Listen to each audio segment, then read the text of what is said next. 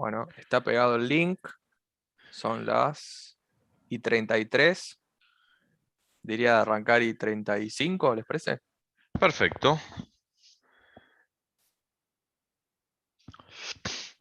Dos minutos a partir de ahora. Exacto.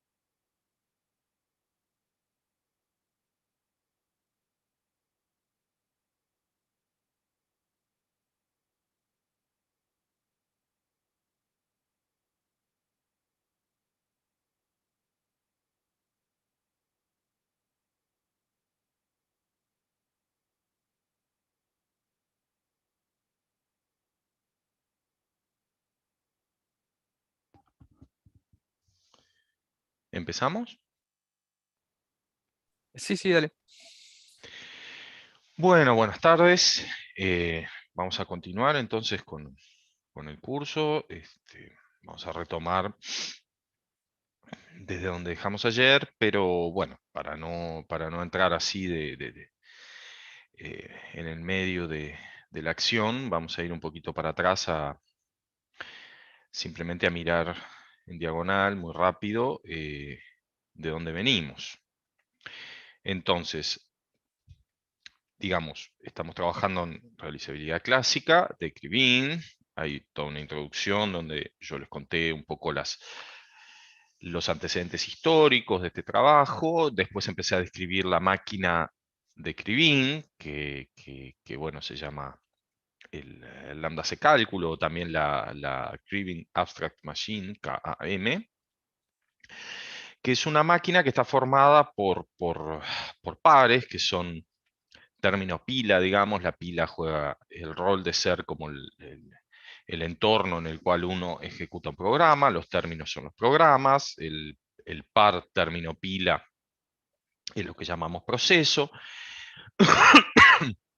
Esta máquina responde a una lógica más de estructura algebraica, digamos, o sea, está axiomatizada por determinadas reglas de reducción, que son las que aparecen acá.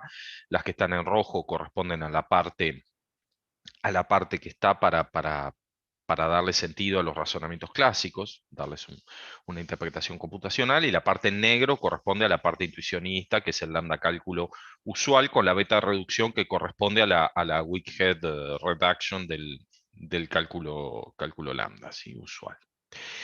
Em, los términos proof-like son términos muy importantes, son los que vamos a usar para definir la teoría asociada al modelo de realizabilidad. O sea, ya voy adelantando, aunque todavía no lo dije, los realizadores son términos, aunque todavía formalmente no lo dije, lo voy adelantando. Los realizadores serán términos, y los términos que vamos a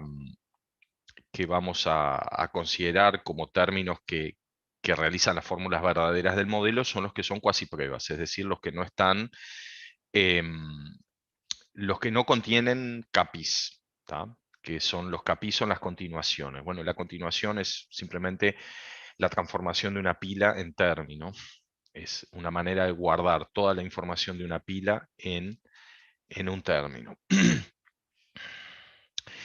Bueno, después estuvimos hablando sobre variantes que podía tener, como toda teoría axiomática, uno le puede ir agregando axiomas. Bueno, agregar una instrucción es agregar un axioma de reducción, decirle, bueno, pero la reducción además cumple estas propiedades, ¿sí? Entonces es una teoría modular de alguna manera, porque a diferencia de lo que sucede en el lambda cálculo, yo por ejemplo estudié el trabajo de Parigot con el lambda mu, y entonces el lambda cálculo basado en normalización y Church-Rosser y demás, es muy sensible a las modificaciones. Si uno agrega construcciones al lambda cálculo, tiene que redemostrar todo, porque digamos, o sea, eso tiene un efecto global sobre toda la teoría, porque justamente está basada en propiedades que son globales.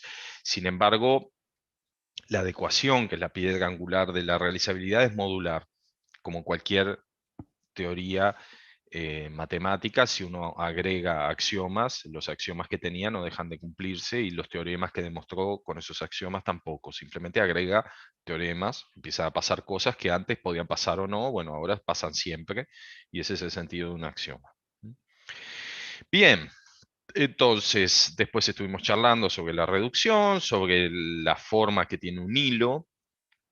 Eso va a jugar un rol importante en un ratito cuando estemos hablando de la especificación, pero digamos un hilo de ejecución, cuando uno tiene un sistema determinista de reducción, es decir, que no hay ramificaciones, puede ser o un lazo o un segmento finito de reducciones que paran en un determinado momento, o bien una semirrecta, digamos, geométricamente, o sea, una secuencia infinita de pasos de reducción que no se termina nunca, digamos.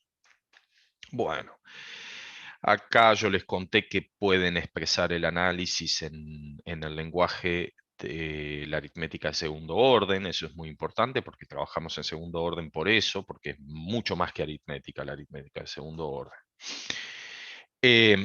Y acá les presenté, o sea, primero les hablé de las bondades y después les presenté el lenguaje de segundo orden de la aritmética.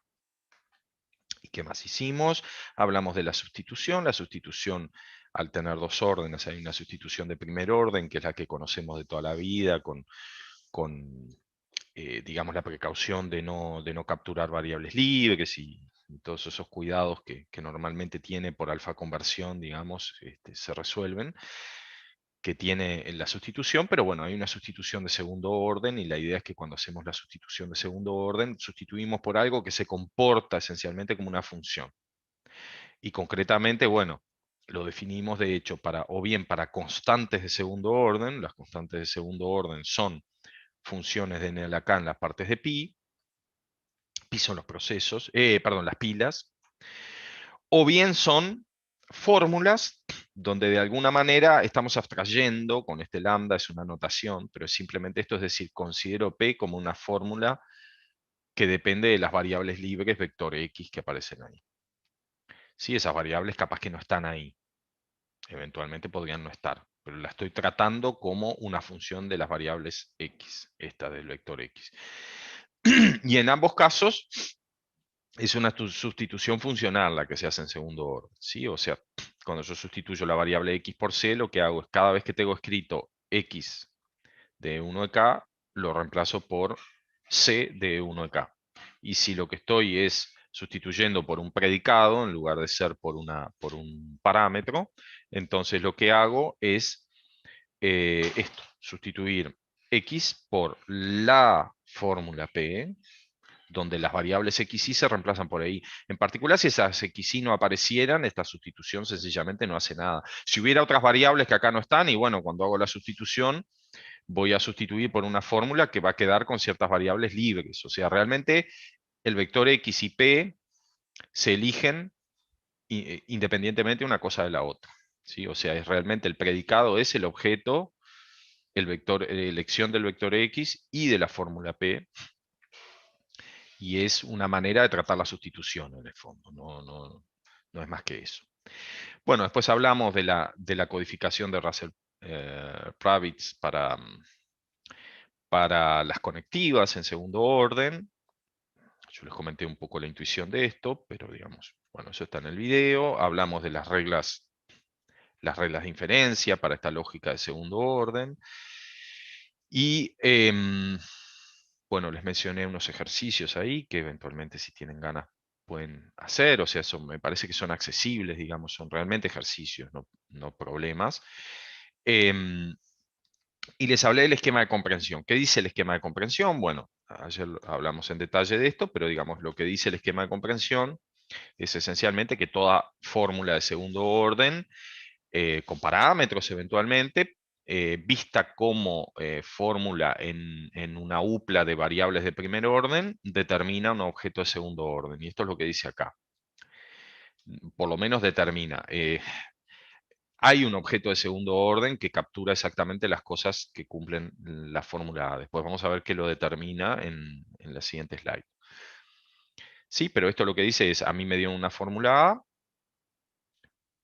olvídense de los parámetros, porque en cierta manera es simplemente, bueno, eso, parámetros, pero me dio una fórmula A que depende del vector X, y bueno, las cosas, los vector X que cumplen la propiedad A, esos están en un objeto de segundo orden.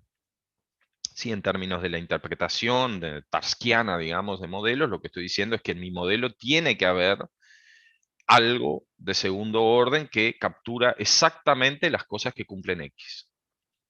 Y eso se llama el esquema de comprensión en la teoría de conjuntos. Les comenté que justamente no había ningún riesgo en hacer esto, de que aparecieran paradojas como la de Russell, porque no se puede escribir la paradoja de Russell acá, porque justamente al tener estratificado un primer y un segundo orden, las únicas pertenencias que se pueden escribir son entre cosas diferentes.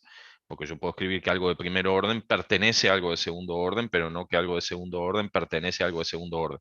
Si yo tuviera un tercero, un cuarto, un quinto orden, etcétera, siempre la pertenencia iría escalonada de un nivel n al nivel siguiente, n+1.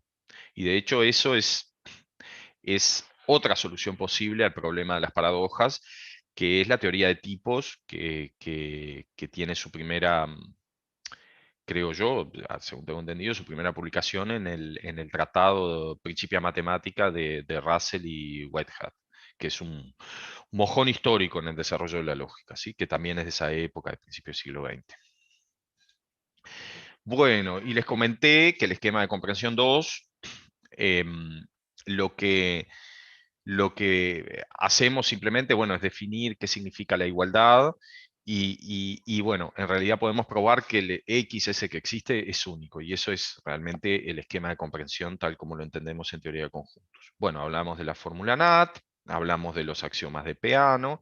La fórmula NAT es muy interesante porque es al mismo tiempo el principio de recursión y la definición de los naturales, la definición liceal, digamos, que uno ve de los naturales como la intersección de todos los conjuntos inductivos, ¿sí? Entonces, es como que esa fórmula captura a la vez dos nociones, ¿no? Define los naturales y da el esquema de recursión.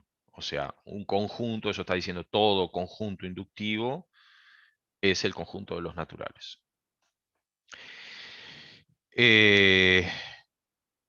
Perdón, la intersección de todos los conjuntos inductivos son las naturales. Eso debía haber dicho. Lo que esto está diciendo además que cuando yo quiero probar por recurrencia que un cierto conjunto contiene a todos los naturales, me basta comprobar que es inductivo. Que eso es una demostración por inducción, ¿verdad? Bueno, y habíamos quedado en esta transparencia, en este slide. Entonces, acá como que nos estamos preparando para lo que viene, estamos tratando de entender la semántica, la intuición que está detrás de las cosas que vamos a empezar a manipular, ¿sí? Entonces hay como varios énfasis que uno puede hacer en la realizabilidad clásica y esas cosas obviamente es como que están en simultáneo, están presentes en cada cosa que uno hace, que uno escribe, objetos que uno define, etcétera. Uno puede echar luz sobre esos objetos desde diferentes intuiciones, ¿no? Está la lógica, y la idea cuando uno piensa en la lógica es pensar que los términos son como evidencias a favor de una determinada fórmula, son como argumentos, son los realizadores, y las pilas son refutaciones, porque son, en cierto sentido, son lo que se contrapone a esos términos, son el challenge, digamos, que por tomar la expresión del inglés, el challenge que tiene que enfrentarse T para probar que la fórmula se cumple, para defender la fórmula, mejor dicho. En términos de la programación, bueno, el término es el programa, las pilas son el entorno, y en términos de la teoría de juego, justamente, hay un defensor y un atacante, y ese defensor y ese atacante confrontan, y al final, bueno, hay un ganador, al final ese final puede ser abierto, digamos, si la partida sigue indefinidamente, ya vamos a ver eso, que la característica de la realizabilidad clásica es que los juegos tienen backtracking y pueden durar indefinidamente. Cuando gana el oponente, justamente duran indefinidamente. Bueno, entonces, uno puede pensar, un proceso es la oposición entre una evidencia y una refutación, entre un programa y su entorno, y entre un defensor y un oponente en un juego. ¿Sí? Esta oposición está arbitrada por un conjunto de procesos que le llamamos polo, que ya vamos a hablar de él, pero que es sencillamente, ya lo definimos, de hecho, es un conjunto de procesos que es cerrado por antirreducción. Es decir, si P se reduce a Q y Q está en el polo, entonces P también está en el polo. ¿Tá? Hay infinitos polos posibles. Entonces, este es otro parámetro. O sea, vayan sacando cuentas. Primero, la CAM tiene ciertas instrucciones básicas, que son el CC para trabajar en lógica clásica, el CC, los CAPI, bueno, eso está, esa es la máquina básica, pero después puede agregar instrucciones en función de lo que yo quiera estudiar como teoría de realizabilidad, las cosas que yo quiera realizar allí. Por ejemplo, si quiero trabajar con el axioma de elección dependiente, pongo quote. ¿Tá? Pero a su vez la reducción está axiomatizada, por lo tanto cualquier relación transitiva que satisfaga los axiomas es una reducción posible. Y además está este polo, que también puedo elegirlo una vez que fijé la reducción. Tiene sentido hablar de polo. Antes no, porque necesito la reducción para hablar de la clausura por antirreducción. Y bueno, fijada la reducción, cada conjunto X induce un polo, que es el menor conjunto saturado. Saturado quiere decir esto, cerrado por antievaluación, que contiene a X. ¿Sí? Bueno, entonces, bien. La realizabilidad entonces está definida una vez que uno determina todos esos parámetros. Yo todavía no la definí, pero ya les voy avisando esto. Vamos a observar ahora que una vez que uno tiene definido un polo, hay una relación de ortogonalidad, digamos una función de ortogonalidad, este, que es muy importante y que es lo que se llama una conexión de Galois, ¿sí? Que consiste en tomar el ortogonal. ¿Qué es el ortogonal? Bueno, es bien sencilla la intuición. Si yo tengo un conjunto de pilas, ¿quiénes son los ortogonales a ese conjunto de pilas? Son los términos. Acá me quedó una doble barra, es una barra simple, son los términos tales que se oponen a todas las pilas de P. Se oponen quiere decir T estar pi está en el polo. Y lo mismo del lado de los términos. ¿Cuál es el ortogonal de un conjunto de términos? Bueno, son las pilas que se oponen a todos los términos de L. ¿Sí? Eso es lo que se llama en matemática una conexión de Galois. Que sea una conexión de Galois significa que son ambas funciones de ortogonalidad, la que va de partes de lambda a partes de pi, la que va de partes de pi a partes de lambda, son contravariantes en el sentido del orden, o sea, son decrecientes. En definitiva, cuanto más grande es el conjunto, más chico es el ortogonal. Y que el doble ortogonal es una clausura, ¿no? En el sentido como topología, o sea, crece en definitiva el conjunto cuando uno toma doble clausura. Potencialmente crece o puede ser igual. Si se diera la igualdad, o sea, si para todo L contenido en lambda y todo P contenido en pi tuviera L igual L doble ortogonal, entonces digo que lo que tengo es una correspondencia de Galois. Se le llama correspondencia en ese caso. ¿sí? Pero en general se llama una conexión simplemente. Bueno, esto en general son conexiones, pero es fácil ver que cuando uno tiene una conexión de Galois, el ortogonal y el triple ortogonal coinciden. Esto va a pasar en todas las cosas que vamos a ver a partir de ahora. Por ejemplo, en realizabilidad concurrente también pasa este fenómeno. Y también es conocido, por ejemplo, de la gente que haya estudiado modelos de la lógica lineal, los espacios de fases tienen esta propiedad. O sea, es algo bastante ubicuo en los modelos de la lógica, parece este tipo de cosas. Entonces, el doble ortogonal no es lo mismo que el conjunto, pero el triple ortogonal es lo mismo que el ortogonal. O sea, tomar doble ortogonales de cosas que ya son ortogonales da una igualdad. Y eso lo que me está diciendo en definitiva es que cada vez que tengo una conexión de Galois, yo lo puedo transformar en una correspondencia de Galois si me restringo a las cosas que ya son ortogonales de alguien.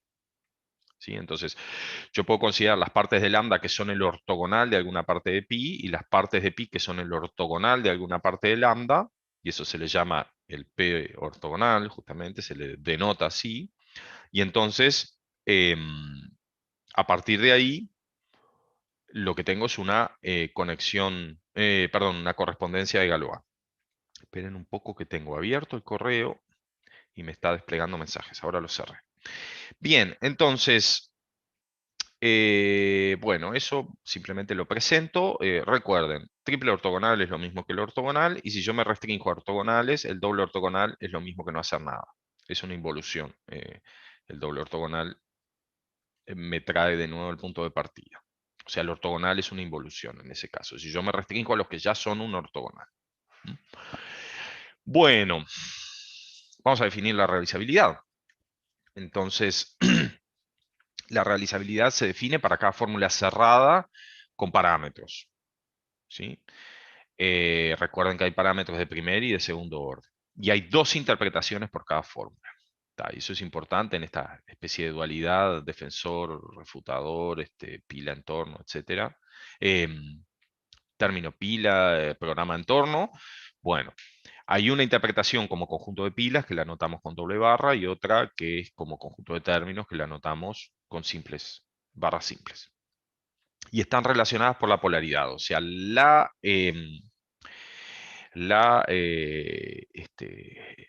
interpretación como conjunto de términos es un ortogonal. ¿Sí? O sea, en particular, si yo hago el doble ortogonal de la interpretación de A, es lo mismo que A. Y las definiciones, estas son mutuamente recursivas, o sea, para definir la interpretación como conjunto de términos, necesito la interpretación como conjunto de pilas por esta ecuación que está acá. Pero a su vez, cuando vaya a definir la interpretación del conjunto de pilas, voy a necesitar la interpretación del conjunto de términos para interpretar la flecha. Y ahora vamos a ver eso. Bueno, acá está la definición de la interpretación. Entonces, primero, si yo tengo f de 1 de k y ese f tiene, o sea, ese f es o bien una constante, ¿sí? O bien una variable de segundo orden, pero que ya la interpreté en el modelo. O sea, siempre cuando yo estoy interpretando las variables les tengo que asignar un valor, ¿sí? En todo caso, ese f lo estoy tratando siempre como una constante de segundo orden, es decir, como una función de n a la k en las partes de pi. Entonces, bueno, cuando voy a interpretar esto como una parte de pi, justamente está hecha la definición de los parámetros estos de segundo orden para que esto funcione. Es decir, lo que hago es simplemente evaluar f en la interpretación de los términos. ¿Sí? Y bueno, y esta interpretación en el primer orden es la usual, o sea, esos símbolos de función, uno los interpreta, bueno, si el 0 como el 0, el sucesor es el sucesor, si tengo la función suma, bueno, va en la suma, etc. ¿Sí? Eso es lo usual. Me salté un poquito la flecha, voy a los cuantificadores. En primer orden, tomo la unión de todas las interpretaciones donde a x lo hago variar en todas o sea, a x, a la variable x chica en a, la hago variar en todos los posibles valores que puede tomar en el universo de interpretación, que en este caso son los naturales, porque estoy en primer orden. ¿Sí? Y para el segundo orden lo mismo, pero con los parámetros de aridad k. O sea, esto es lo usual, si uno piensa en términos de teoría de modelos. O sea, cuando quiere interpretar un para todo, lo que tiene que hacer es hacer variar lo que está interpretando en el universo donde lo está interpretando, ¿sí? Lo que pasa es que acá hay dos niveles, está el primer orden y el segundo orden. Quiero además destacar una cosa. Uno tendería a pensar que lo que hay que poner ahí es una intersección, porque para todo quiere decir que todos lo cumplen. Quiero quedarme con la parte que cumple todo eso. Pero no se olviden que estamos pensando en negativo, digamos. Estamos pensando al revés porque estamos pensando en las pilas. Estos son los refutadores de para todo y quizá. Y para refutar para todo y quizá basta con saber refutar alguna de las instancias de A. Y esa es la lógica de esto, por eso tomamos la unión, ¿sí? Y pensando de esa manera, justamente se entiende las refutaciones de la flecha, porque refutar una implicación es probar la hipótesis y negar la tesis, o sea, decir, tengo un realizador, una prueba de A, un argumento a favor de A, digamos un defensor de A, y un atacante de B, y los pongo juntos formando una pila, ¿sí? Entonces esto hay que leerlo como punto a punto, ¿no? O sea, estos son todas las pilas que se pueden formar con un T que está en el conjunto de términos asociado a A y una pila que está en el conjunto de pilas asociado a B. ¿Sí? Y la intuición es esa, una refutación de A implica B, es un argumento a favor de A y una refutación de B. Ups. Bien.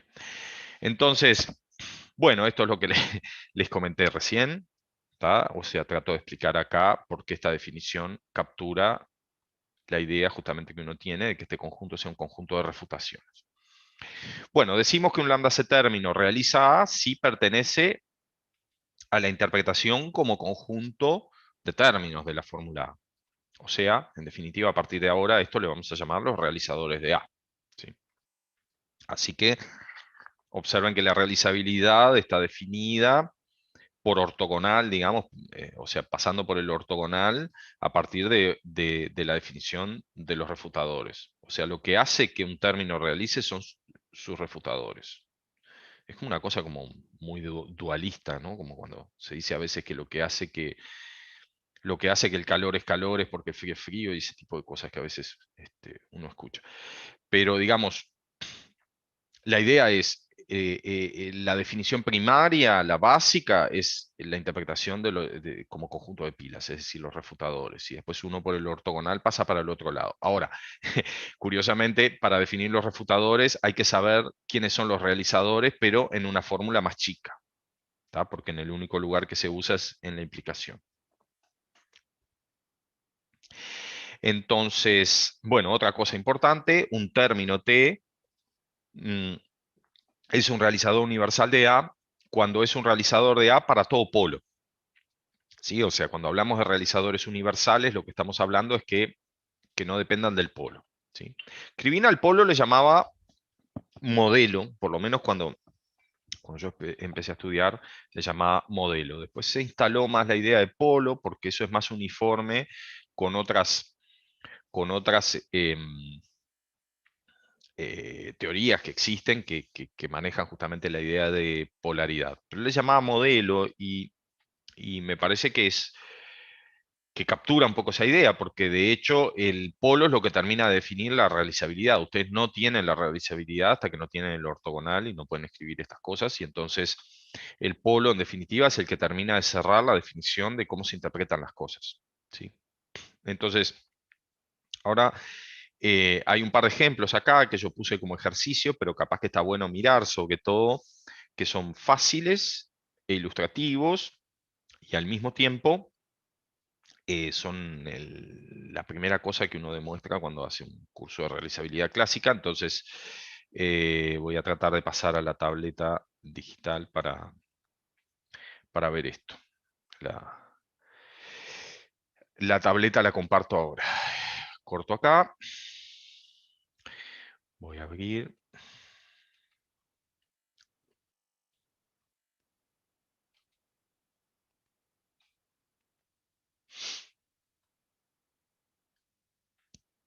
Entonces, ¿cómo comparto?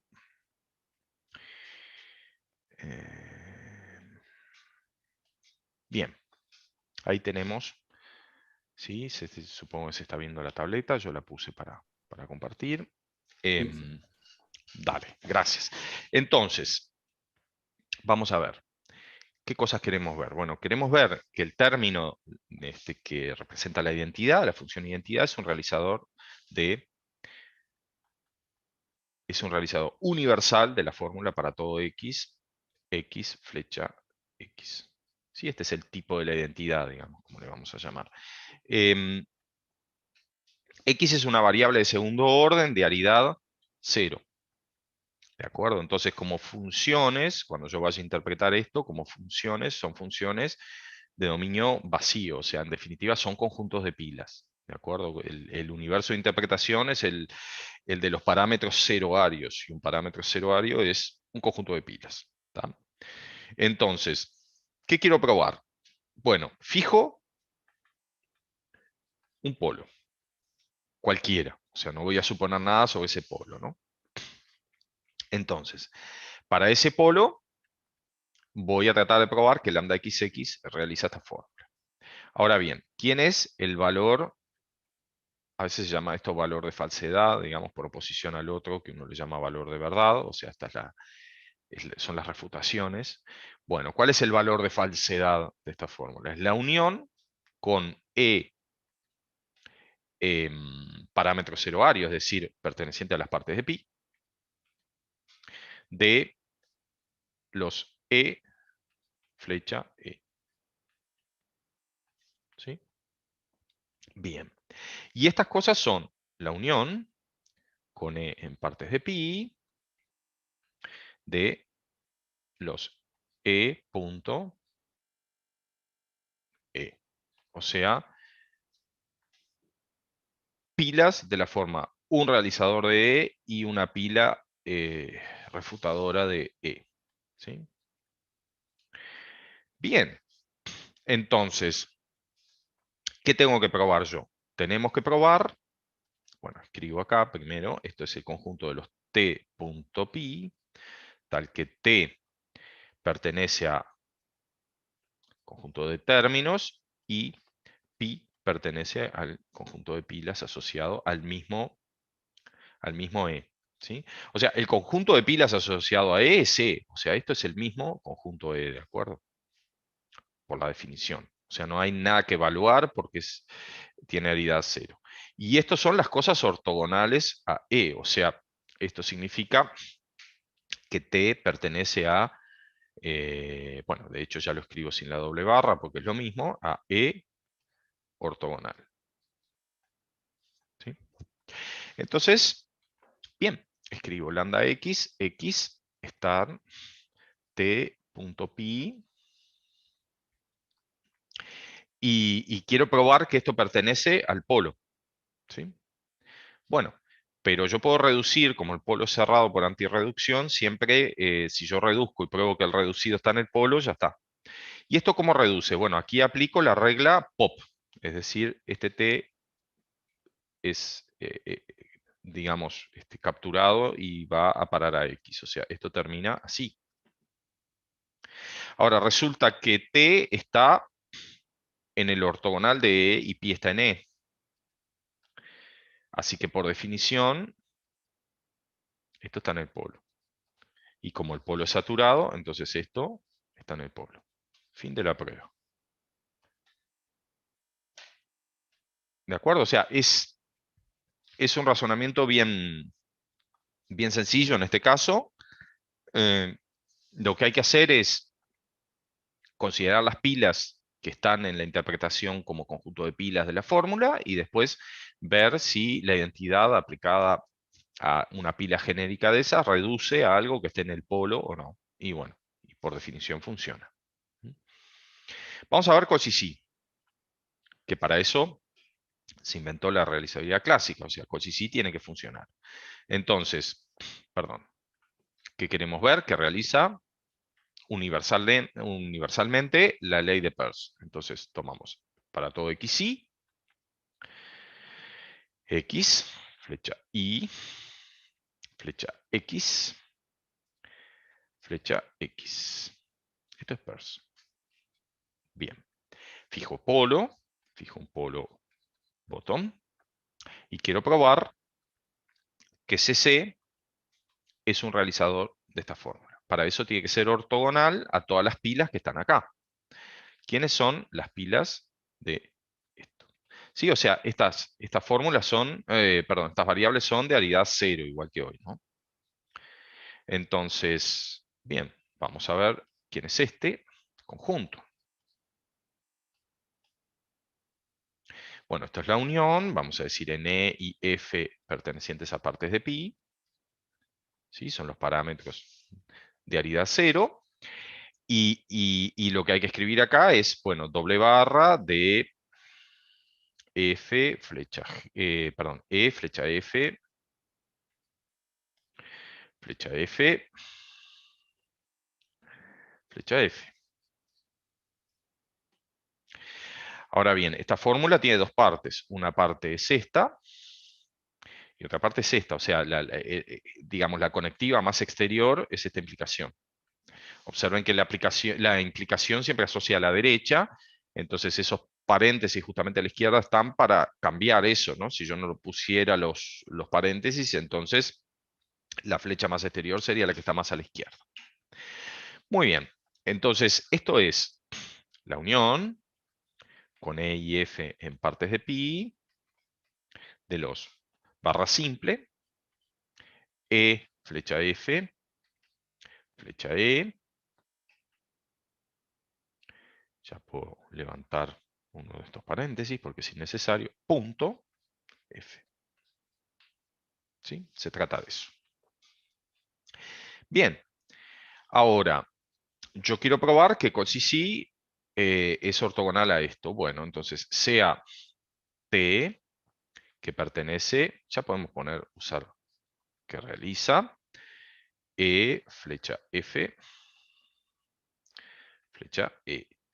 Perdón, ¿qué hice acá? E flecha F, flecha F, flecha F. Me equivoqué acá. Acá. Ahora sí. No, perdón, al revés. Flecha E, flecha E. Bueno. Y acá lo escribí bien, X flecha Y, flecha X, flecha X. ¿Y por qué hice eso después? No sé, estoy loco. Entonces, ahora sí. E flecha F, flecha E, flecha E. E flecha F, flecha E, flecha E. E flecha F, flecha E. Perfecto. Y pi pertenece a E. ¿Sí? Que es lo mismo que la doble barra de E. Bien. Entonces, CC, estar t.pi, reduce a t, asterisco, recuerdo cuál es la regla de reducción, kpi.pi. ¿Sí? Basta comprobar, dado que el conjunto es saturado, basta comprobar con que, digamos, este proceso al que llegué pertenece a bottom. Incógnita, ¿no? No sabemos todavía, pero bastaría comprobar eso. Ahora, dado que T realiza esta fórmula, T se opone a todas las pilas que están formadas por un realizador de E flecha F y una pila en E. La pila ya está en E. O sea, lo único que me está faltando para convencerme es que Kpi sea un realizador. Basta con probar que Kpi es un realizador de E flecha F. ¿De acuerdo? Es lo único que falta porque T ya está donde, digamos, es un realizador de esto, la pila pi ya está donde tiene que estar, que es en la punta de la flecha, digamos, está, y me falta ver si el término que está al principio, digamos, en la cabeza de la pila, como lista, es un realizador de la parte izquierda de la flecha, que es esto. Y acá, ¿qué es lo que vamos a usar? Y bueno, vamos a elegir sea U un realizador de E y sean Rho una pila de F. ¿Qué tenemos que ver? Tenemos que convencernos de que Kpi estar U.Rho pertenece a bottom. De nuevo, como el conjunto, el polo S es saturado, basta con saber que el reducido, digamos, de este proceso está en bottom. Y el reducido de este proceso es U star P.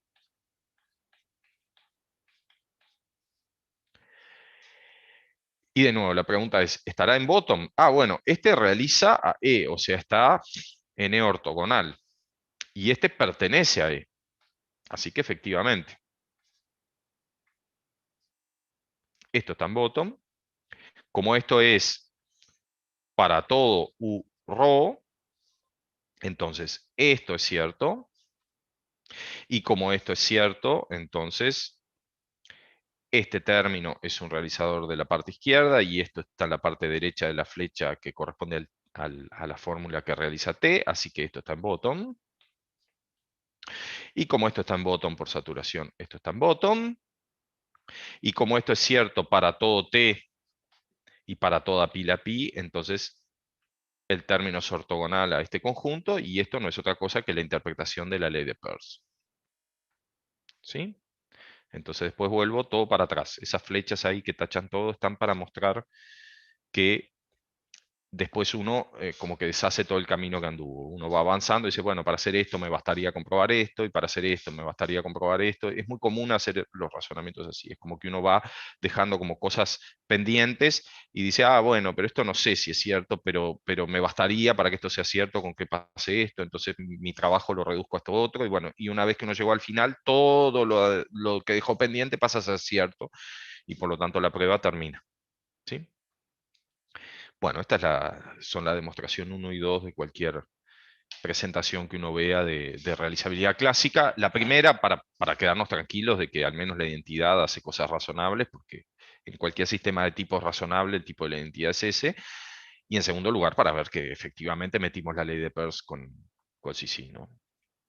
Que además es, o sea, el probar esto es fundamental para probar la adecuación, que ya vamos a ver que justamente la regla de tipado de Cauchy es asignarle este tipo. ¿Sí? Entonces, bien, vamos a salir de acá. Supongo que entendieron. Si no entendieron, me consultan después. Em, Vamos a volver a lo que estábamos. A los slides. Entonces, pimba. Bien, hicimos un ejercicio. Bueno, entonces, vamos al sistema de deducción y a ver qué es un sistema de tipos en definitiva. O sea, lo que vamos a hacer es lo que ya veníamos trabajando, que es la lógica, el sistema de deducción natural clásico para la lógica de segundo orden, ahora lo transformamos en el sistema de tipos. ¿Cómo lo transformamos en el sistema de tipos? Bueno, decorando los secuentes con variables a la izquierda, que se declaran del tipo de las fórmulas, y con términos a la derecha.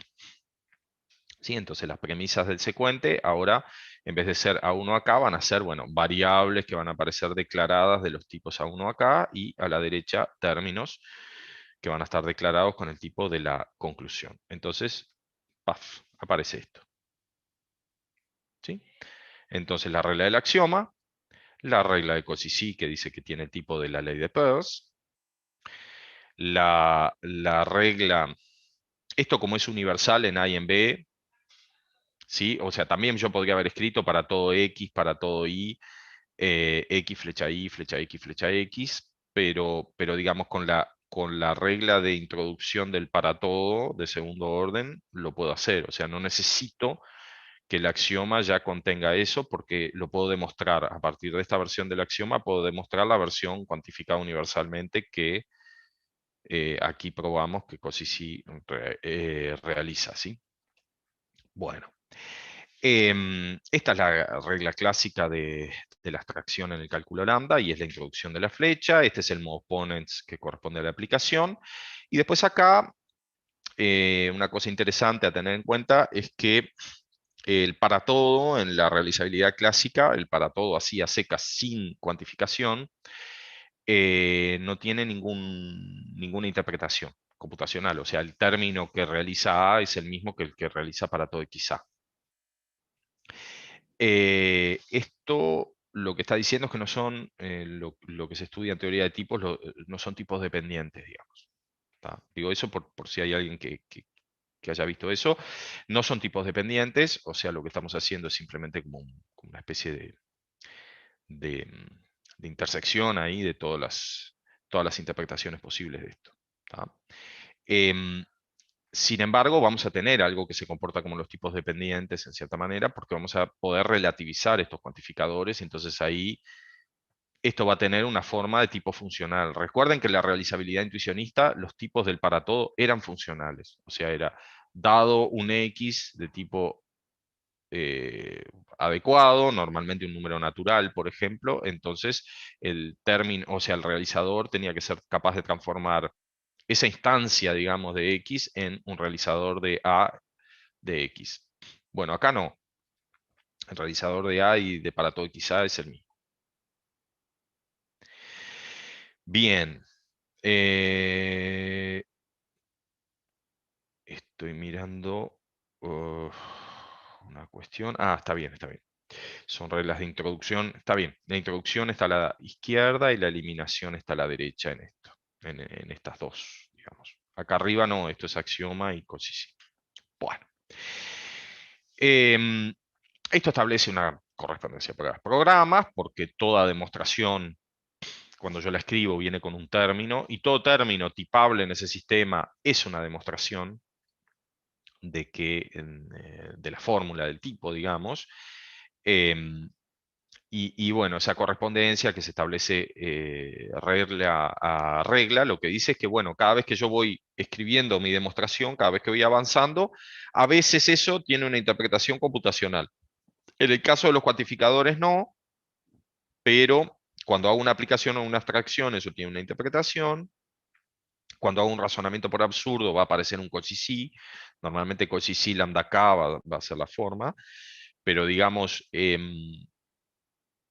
como que uno a medida que va construyendo una demostración, va construyendo un término también del lenguaje lambda C. Bueno, y es inmediato que si probamos x1 de tipo A1, xk de tipo AK, entonces t de tipo B, entonces las variables libres de t están contenidas en x1, xk. Ejercicio. Bueno, eso es sencillo. Em, ¿Qué otra cosa? Bueno, en el sistema de tipos tenemos esos secuentes. Estos secuentes a priori tienen variables para interpretar. Claro, nos dirigimos hacia la adecuación y tenemos que decir qué cosa significa que un secuente es cierto. ¿Sí? Bueno, estas variables, hay variables de los dos lados, ¿no? Hay variables acá, del lado izquierdo de los puntos, de los dos puntos, y del lado derecho también, eventualmente, en las fórmulas, ¿sí? Si las fórmulas no fueran cerradas. Em, entonces, las variables de los lambda C términos y variables de primer y segundo orden en PA2. Una clausura de una fórmula de PA2, que posiblemente podría ser una fórmula abierta, consiste en sustituir las variables por parámetros en el universo de interpretación que corresponda. Es decir, las variables de primer orden de acá hay que interpretarlas, de las fórmulas hay que interpretarlas en el primer orden, y las de segundo orden en segundo orden, que son justamente las constantes de segundo orden, esas de las que hablamos, que son funciones de n a la k en las partes de pi.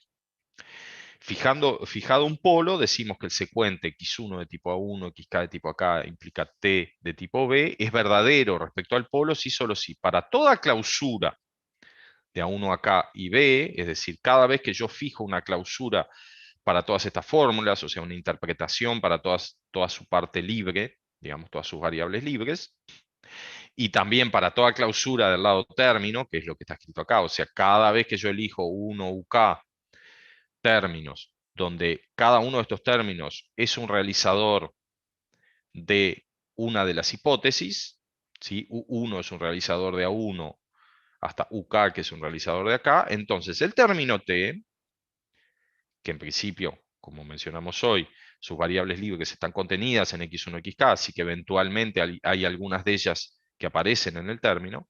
Bueno, el término T, cuando yo sustituyo las variables xy por los ui, de 1 hasta acá, es un realizador de B. Eso es que sea verdadero el secuente respecto al polo. Repito, está lleno de variables y hay que clausurar. Primero clausuramos en las fórmulas. ¿Cómo clausuramos? Bueno, de todas las maneras posibles. Para que el secuente sea verdadero, Eso no tiene que depender de una interpretación particular de esas variables. Tiene que ser cierto, interprete como interprete yo las variables de las fórmulas. Una vez que interpreté esas variables, ¿qué es lo que tiene que pasar? Si yo agarro términos que realizan las hipótesis y los pongo en lugar de las variables x1, xk correspondientes en t, lo que tengo que obtener es un término que realiza la conclusión. Bueno, y eso es lo que yo traté de expresar un poco a todo color acá, ¿no? O sea, estas variables rojas se sustituyen por términos rojos que entran acá en el término t naranja que pertenece a la fórmula violeta. ¿Sí? Y el phi-dash, el símbolo de tesis, se transforma en esta implicación.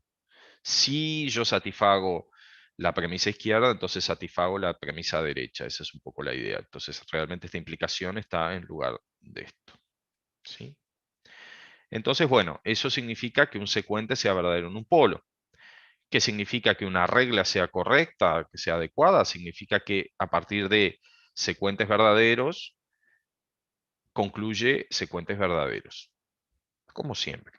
La adecuación del sistema de tipos establece que para todos los polos, a partir de premisas verdaderas, las reglas infieren conclusiones verdaderas. Lema de adecuación, todas las reglas del sistema de tipos son correctas. Bueno, no vamos a mirar esto en detalle.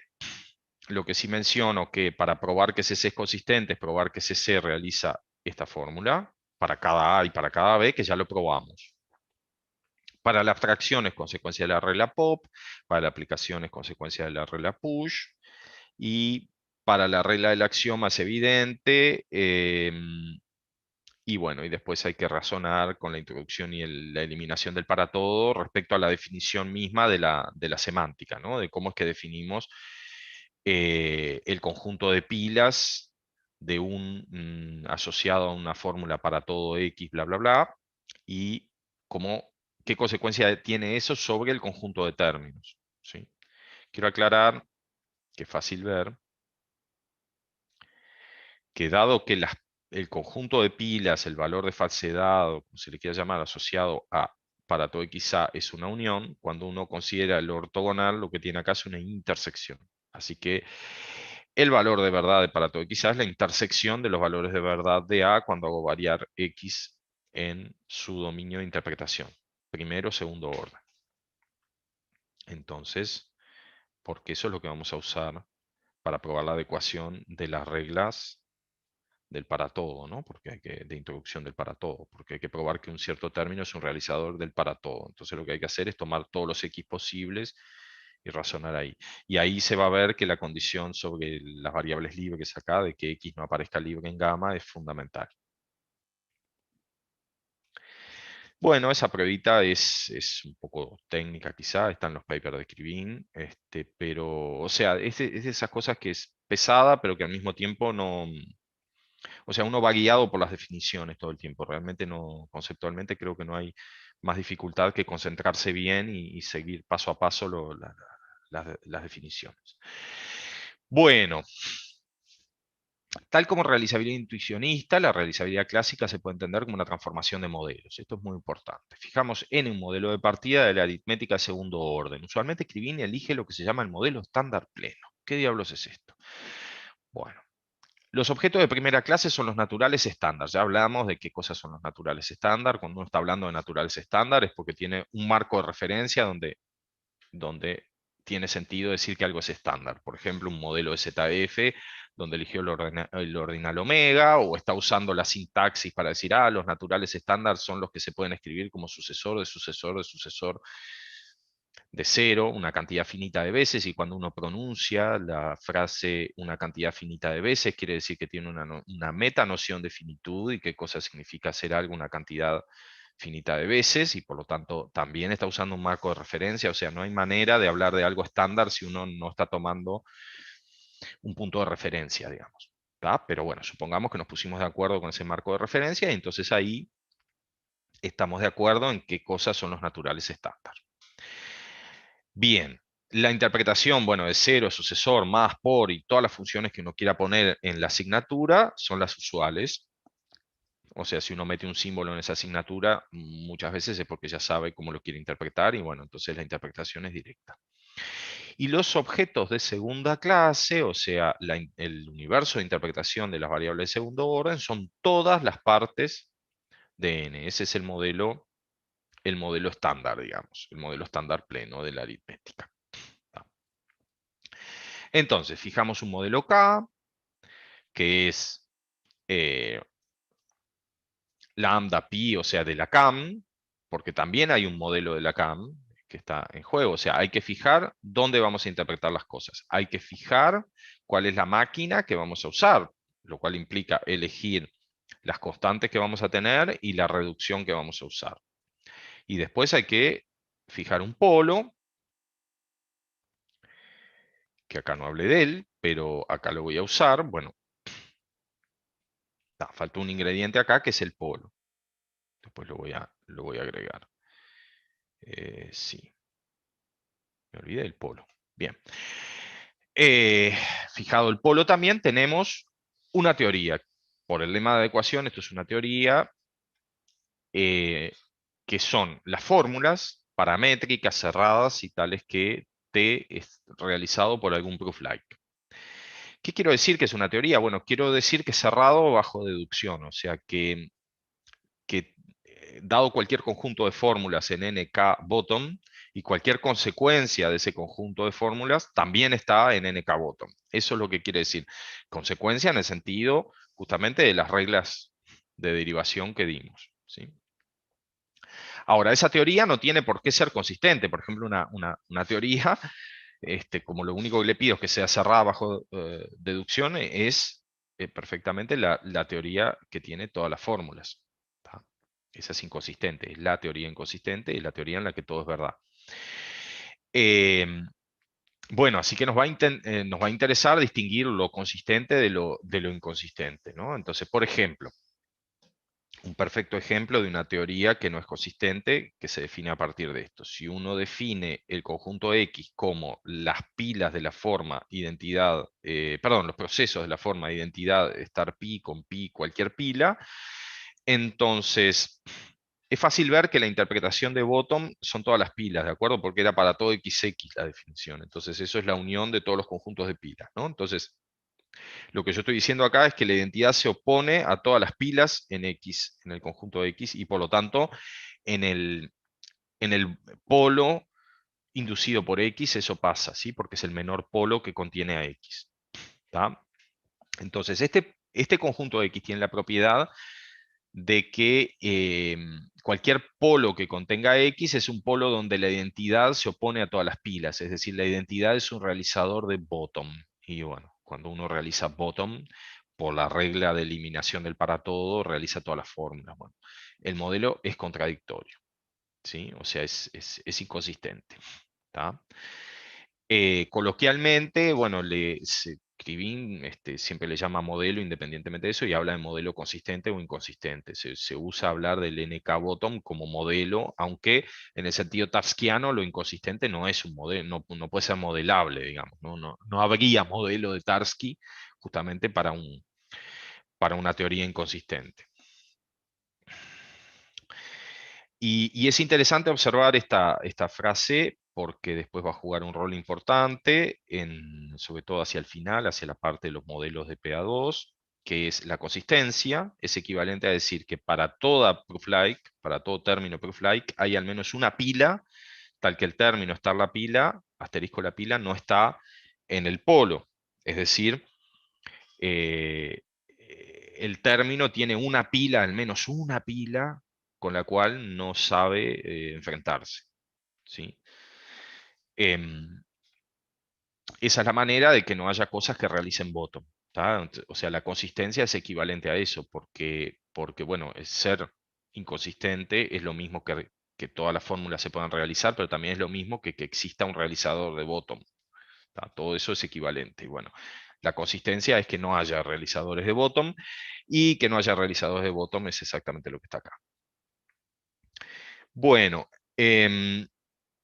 pero claro, cuando las cosas son consistentes, existe al menos un modelo de Tarski que modela la teoría. Este símbolo significa que modela, es decir, en el sentido de la verdad tarskiana, ¿no? O sea que en este modelo, cuando yo interpreto el primer orden, el segundo orden, etcétera, interpreto el I como el I, el O como el O, en esa dualidad sintaxis semántica. En definitiva, todas las fórmulas que son realizables por una proof-like en el modelo de realizabilidad son ciertas.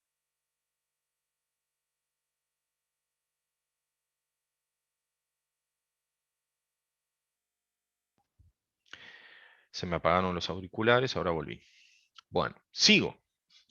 Pregunta. Ahora vamos a empezar con adecuación, especificación, ¿sí? Que es uno de los problemas que vamos a abordar, ejemplos de cosas que se pueden hacer en realizabilidad.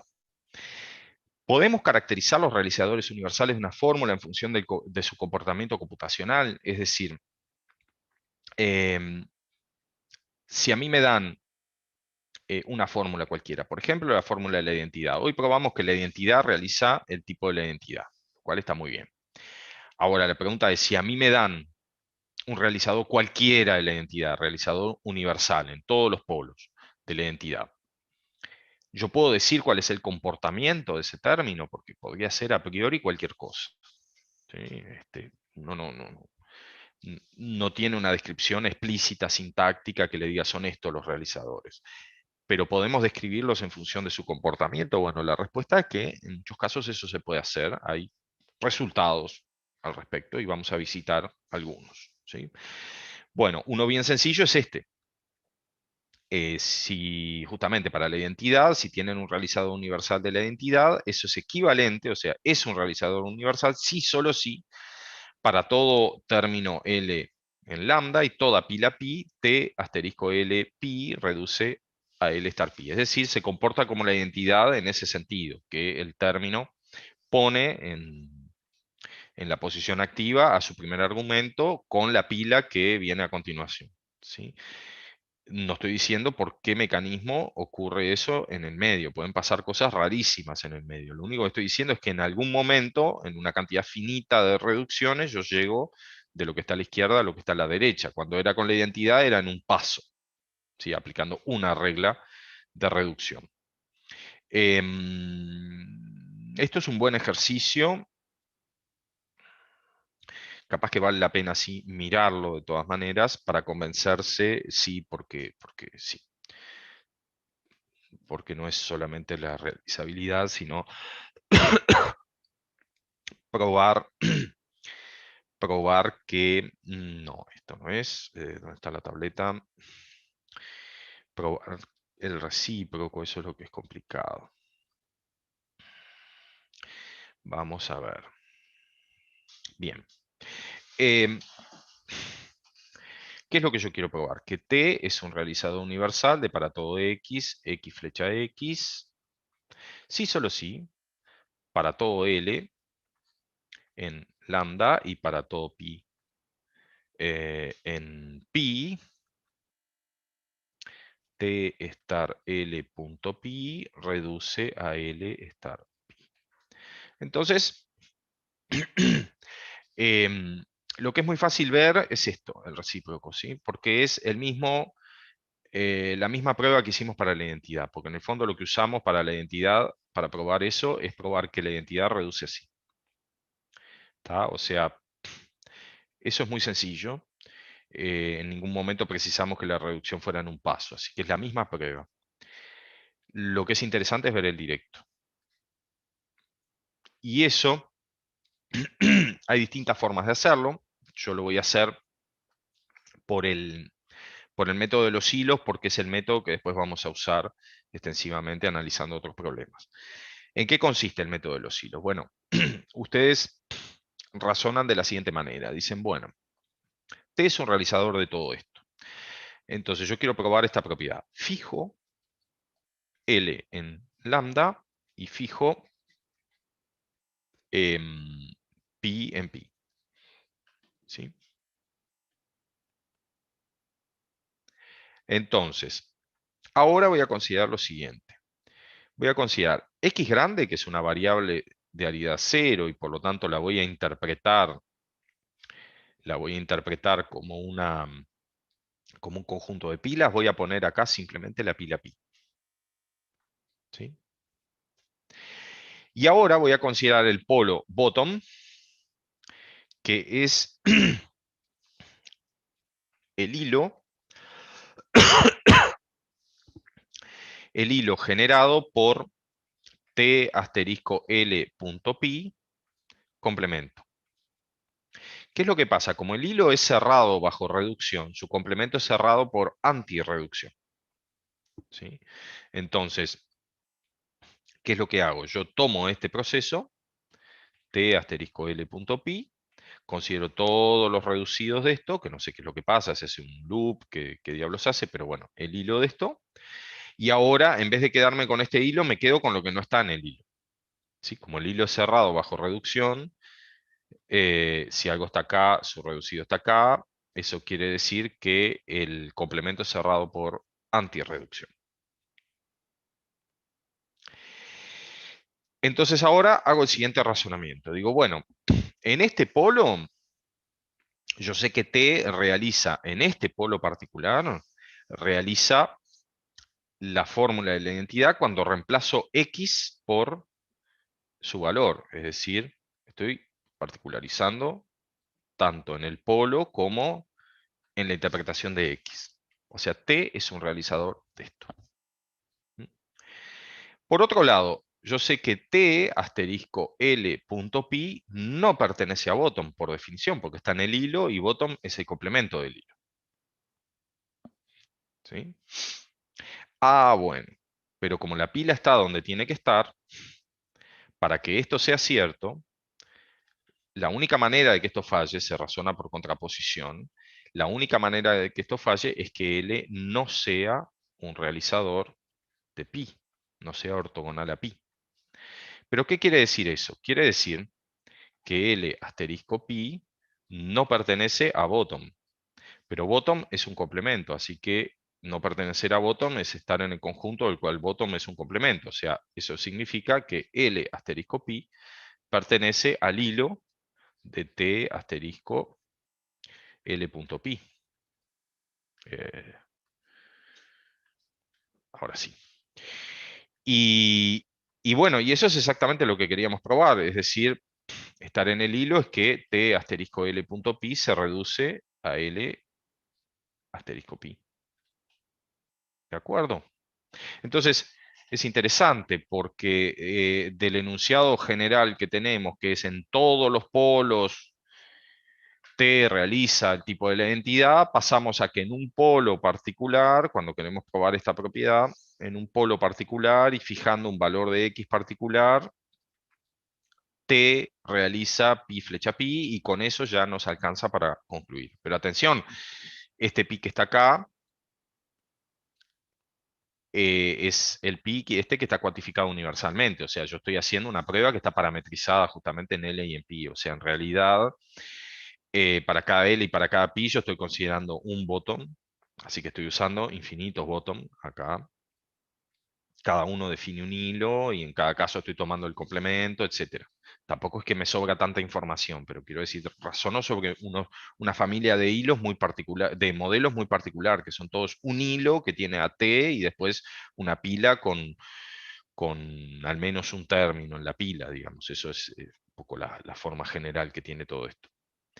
Y después para todo X se transforma en interpretar X como un conjunto que tiene una sola pila. Digamos, con esa parte de la hipótesis ya me alcanza para probar que tiene el comportamiento de la identidad. ¿Sí? Entonces, bueno, esta es la prueba más sencilla de especificación que uno puede ver en este curso, creo. ¿Sí? He aquí un resultado de especificación. Entonces, vamos a ver ejemplos más interesantes de esto. Entonces, volvamos a las diapositivas. Bien. Bueno, hicimos el ejemplo. Ahora les voy a mencionar otros ejemplos que no, eso sí no los vamos a mirar, pero quedan ahí para que los miren y los razonen de esta manera. Es siempre lo mismo. Em, vamos a ver estas definiciones de los booleanos, ¿no? Para los que hayan visto, o sea, estamos trabajando con el sistema F y el sistema F2, los booleanos del sistema F y del sistema F2. El sistema F es el sistema de Girard. Y a F2 es una especialización, digamos, donde bueno, hay primer y segundo orden, justamente. Em, Definimos la fórmula bool de n, digamos, como la fórmula esa que está ahí. Para todo x, x de 0 implica x de 1, implica x de n. Recuerden que está todo currificado, ¿no? Eso quiere decir, en definitiva, x de 0 y x de 1 implica x de n. Intuitivamente es eso, ¿sí? O sea, son como espacio de funciones, son funciones que tienen estos dos argumentos y devuelven x de n, ¿sí? Y esos son los booleanos de AF2, eso funciona bárbaro, como definición del tipo de los booleanos, justamente. Y por ejemplo, en el libro de modelos, lambda cálculo y modelos de Krivin, pueden ver desarrolladas todas estas ideas. También tienen en el sistema F una definición que es simplemente eliminar el primer orden de acá. Sí, o sea, para todo x, x flecha x flecha x. ¿Tá? Entonces, es fácil ver que hay un esquema de este tipo. O sea, el tipo bool es el más general. Después tienen bool de 0, bool de 1 y eventualmente una intersección, bool de 0, bool de 1, y afuera están las cosas que son bool y que no son ni bool de 0 ni bool de 1, digamos. O sea, eso combinatoriamente, digamos, a priori serían todas las posibilidades, sabiendo que bool de 0 y bool de 1 son casos particulares de bool. Ahora vamos a mirar si están habitadas esta intersección y este espacio afuera.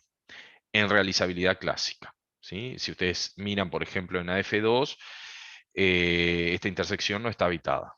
No hay nada acá. Pero acá podría haber. Entonces, lo que se puede hacer con un método muy similar a este que acabamos de ver, de especificación razonando en hilos, es probar que T es un realizador de bool de ceros y solo si, bueno, T se comporta como una proyección en la primera coordenada, y de bool de 1 si solo si T se comporta como una proyección en la segunda coordenada, ¿de acuerdo? O sea, T asterisco LM, en un caso reduce a L asterisco pi y en el otro a M asterisco pi. Bueno, no hay realizadores universales de bool de n si n es distinto de 0 y 1, pero, digamos, ser un realizador de bool a priori significa que cuando yo ejecuto este proceso, digamos T asterisco LM, al menos se reduce a una de estas dos cosas. Pero a priori no sé a cuál. Este es un no en el sentido metateórico, digamos. Estoy diciendo que, bueno, se reduce a una cosa o bien se reduce a la otra. Y lo interesante es que si pongo cosas como el fork les recuerdo que es esa instrucción extraña que bifurca, que reduce a dos cosas a la vez, entonces tengo obviamente un realizador de bool de 0, interbool de 1, por la caracterización que hice antes. Observen que además la modularidad de la realizabilidad está en juego acá. Porque si yo, para probar que T realiza bool de 0 si solo si pasa esto que yo escribí acá, y bool de 1 si solo si pasa esta otra condición, o sea, se comporta como una proyección en la primera o en la segunda coordenada. Eso lo hago en general sin suponer otra cosa que la máquina primitiva, la máquina más básica de todas. Entonces, si yo le agrego instrucciones a la máquina, sigue siendo cierto que todo realizador de bool cumple estas condiciones, porque yo no supuse nada particular. O sea, cuando yo digo, voy a suponer que la máquina cumple esta lista de axiomas, no estoy diciendo cumple esto si no cumple ninguna otra cosa. Estoy diciendo cumple estos axiomas, ¿no? Ahora bien, si yo le agrego un nuevo axioma, es decir, que hay una regla fork, todo lo que yo probé sigue siendo cierto, pero puede haber cosas nuevas que sean ciertas. Por ejemplo, que esta instrucción fork habite los dos tipos a la vez. ¿Y eso por qué? Porque efectivamente la instrucción fork tiene la capacidad de reducirse a dos cosas distintas a la vez. Yo no me acuerdo exactamente qué era lo que hacía, pero no sé si no era justamente eso. Vamos para atrás. Digo, porque o es eso o se puede programar con. es irrelevante. Lo que importa es que tiene una bifurcación. Es exactamente eso. Miren lo que hace fork.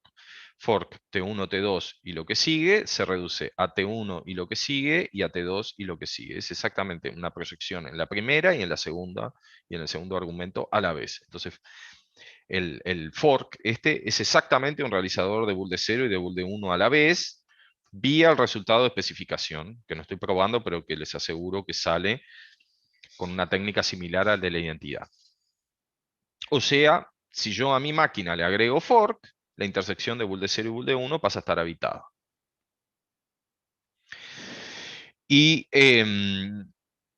si le agrego quote, resulta que tengo un booleano raro que a veces, dependiendo lo que dice esto, es algo así como eso, ¿no? Lambda LM, o sea, voy a leer a L y a M y voy a calcular quote de esto, o sea, perdón, voy a calcular quote, que va a calcular el número de la pila, y después le voy a pasar ese número, acá dice lambda n, even NLM, esto es even, es un programa que se puede escribir perfectamente, que según si n es par o impar, se juega a izquierda o a derecha. Eso perfectamente se escribe en cálculo lambda puro, no hay ningún problema, y con la Wickhead reduction.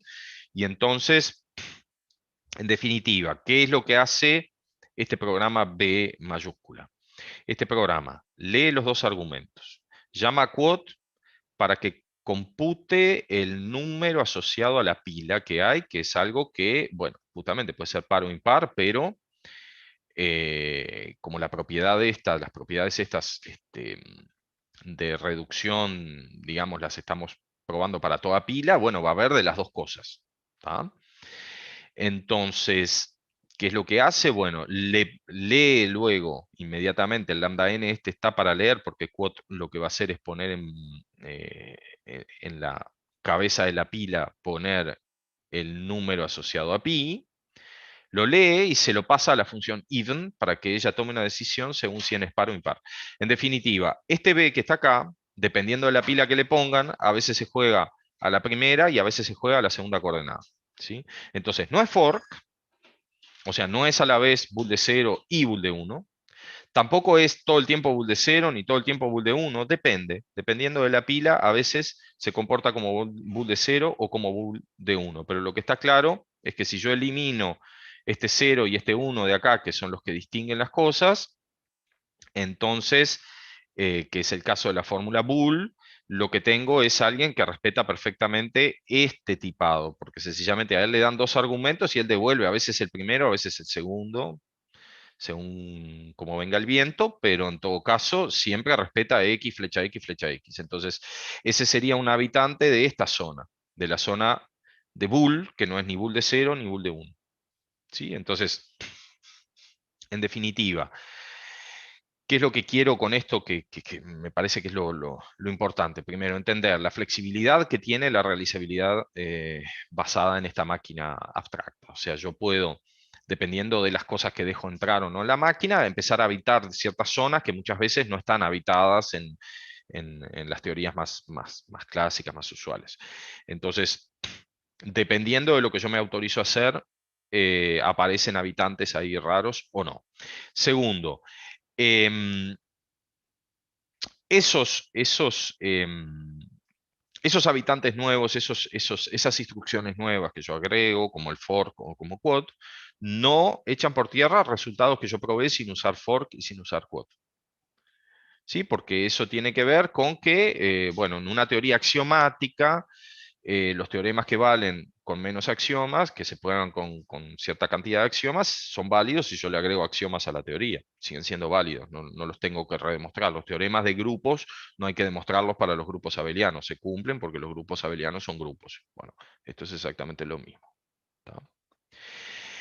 Bien, vamos a ver ahora la especificación de la ley de Peirce. Capaz que, o sea, empezamos 1:30, son casi las 3, 3 menos 5. Capaz que es un buen momento para hacer una pausa, porque acá ya nos vamos a meter en cosas más técnicas, teoría de juegos, empiezan a pasar cosas complejas. Pero puede ser un buen momento de hacer una pausa. Bueno, perfecto. Cortamos el stream y volvemos en cuanto, Mauricio. Y en 15 minutos, yo qué sé, 3 y 10 vamos a decir.